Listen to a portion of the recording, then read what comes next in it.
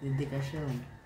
Ang reading booklet na ito ay inihandog ko sa mga kabataang Bicolano ng Lungsod Naga na lumaking may mabuting asal at maging kapakinabang ng mga individual sa ating lipunan.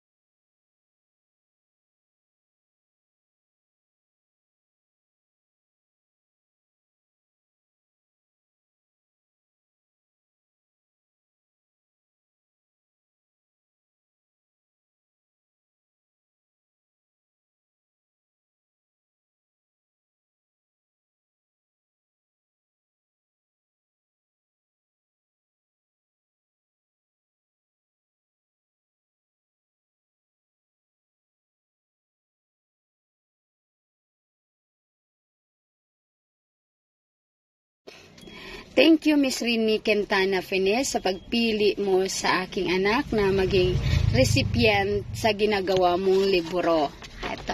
Itong ginagawa ni Miss Rini, ayan. Maraming salamat sa iyo. Marami po siyang natutunan na mabubuting aral sa kwentong kaniyang binasa. Sana ipagpatuloy mo ang paggagawa ng mga libro na magagamit ng mga kabataan.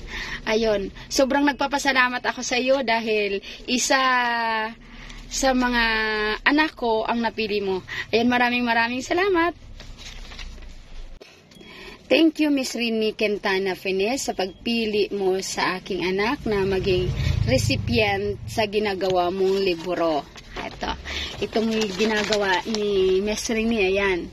Maraming salamat sa iyo. Marami po siyang natutunan na mabubuting aral sa kwentong kaniyang binasa. Sana ipagpatuloy mo ang paggagawa ng mga libro na magagamit ng mga kabataan. Ayun, sobrang nagpapasalamat ako sa iyo dahil isa sa mga anak ko ang napili mo. Ayun, maraming salamat.